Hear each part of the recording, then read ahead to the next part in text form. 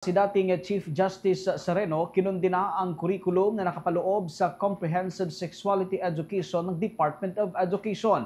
Diskusyon sa paglalarawan ng sexual body parts ikinadismaya.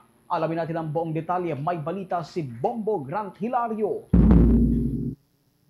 Kinundina ni former Chief Justice Maria Lourdes Sereno ang nilalaman ng curriculum ng Department of Education sa pagtuturo ng Comprehensive Sexuality Education sa loob ng paaralan. Ibinahagi ng dating punong maestrado ang kanyang natuklasan sa mga official slides na gamit umano sa pagtuturo ng naturang programa. Mababasa kasi sa kanyang ipinakitang slides na nakapaloob daw dito ang pagbumungkahi na ilarawan ang maseselang bahagi ng katawan gamit ang iba't ibang sense organs. Nangangahulugan umano ito na sa murang edad pa lamang ay pag-uusapan na kaagad ng mga bata ang sariling sexual body parts sa kani-kanilang mga silid-aralan. Ang ari ng bawat tao ay pwedeng i-describe. Grade 1 po ito 6-7 years old.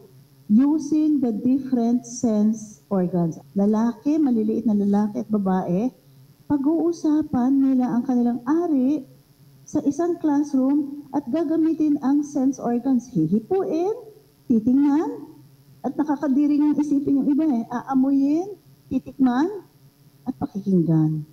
Dahil dito, inihayag ni former Chief Justice Maria Lourdes Sereno ang kanyang pagkadismaya kasabay ng pagkwestyong muli sa nilalaman ng naturang curriculum.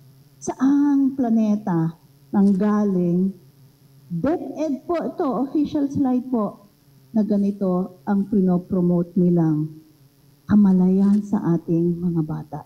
Yan na po ang nangyayari ngayon na nasa DepEd na pinupush dahil dito sa CSE. Para sa Bombo Network News, Bombo Grant Hilario, nag-uulat para sa #1 and most trusted radio network in the country, Bombo Radio Philippines, Basta Radio, Bombo!